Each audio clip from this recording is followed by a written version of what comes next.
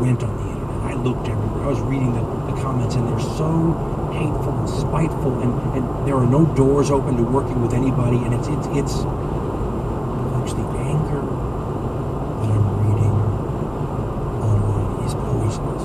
Poisonous. What kind of country are you going to have with this long term?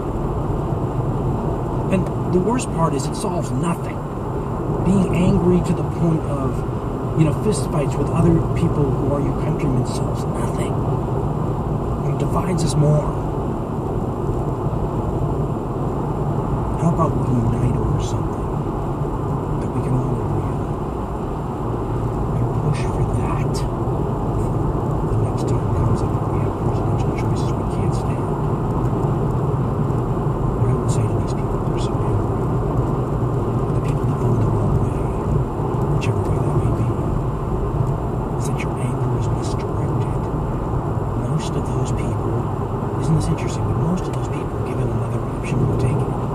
Someone from the wrong party especially. They didn't enthusiastically support the candidate. You're holding them accountable for holding their nose and voting for what they saw as the lesser of two evils. We could all be working together to see when we come up with a way that we don't have to vote for the lesser of two evils anymore. But in order to do that, you have to take on the current system we have. Now remember, this is not a system designed in the Constitution. These two parties are not a part of the government. These are private entities, and yet they control access to who gets the White House. And they continually give us people we don't like and who don't follow through with their promises. Do we have to stand for that?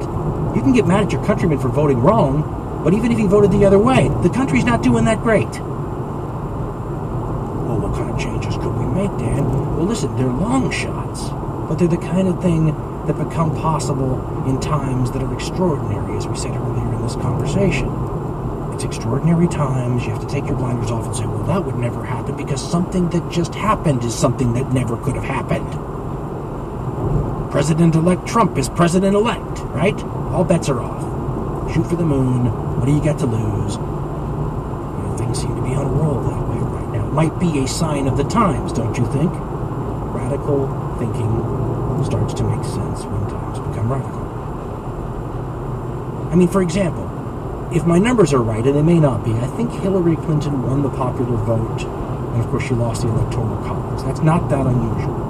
But once again, we're left asking whether or not the Electoral College really makes sense in the modern 21st century world. Shouldn't we just be going on who gets the most votes? And you think to yourself, well, that's a really tough thing to change. Yeah, times might have to be really unusual to get that changed.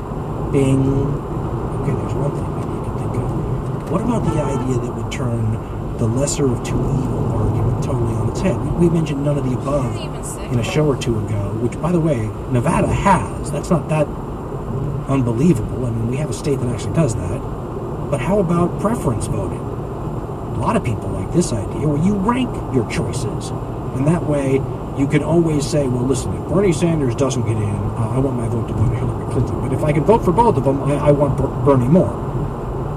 That is a thing right there that completely revolutionizes the system.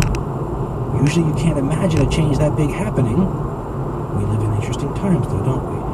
So when I see protesters out in the street, as I did last night on all the news stations, and I wondered what they were protesting for. I mean, I'm glad they're out there. Maybe they're just getting their protesting muscles warmed up, teaching the youngins how to do it.